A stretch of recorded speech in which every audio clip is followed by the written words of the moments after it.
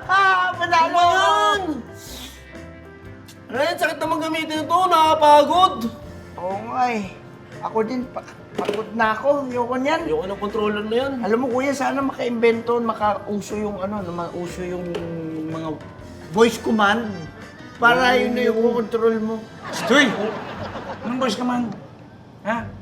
Tay, voice command. Imbis na yung ganitong klaseng controller yung pang-control mo dito sa game, yung boses mo na para mapalakad mo, takbo, mapagsayo yung pagsuntok, yung pag-ilag. Yun na, sasabihin mo na lang kasi papagod yung kamay namin eh. Sakit kasi nito eh. Eh, Saos! Nagreklamo pa kayo.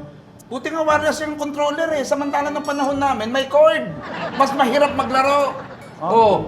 May video game na ba? Ano, mapanood niyo may video games? Pero hindi, mas maganda pa rin voice command kaysa controller, Oo tay. nga, tay. Walang ganon, mahirap yun.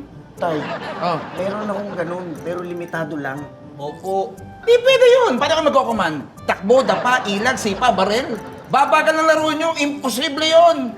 Tingin nyo tayo, mahirap gawin yon. Anak, sinasabi ko sa'yo, Ay. hindi mangyayari yung mga voice command na yan. Kalokohan yan! Tanda mo yan, ha? Sabi ko sa inyo. Berto! Oh! Yung ilaw sa kusina, nakalimutan kong patayin. Pakiano nga. Okay, dear. Sak, kuya. Oo nga eh, parang may ulo ni tatay. Ay, anak ko. Berto! Oh! Hawa akong tubig na uuhaw ako. Okay, dear.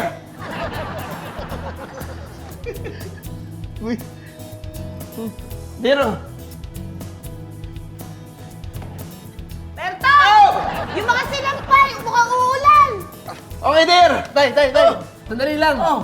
Di ba sabi mo, kalokohan yung voice command? Eh bakit kaya-kayang gawin ni nanay?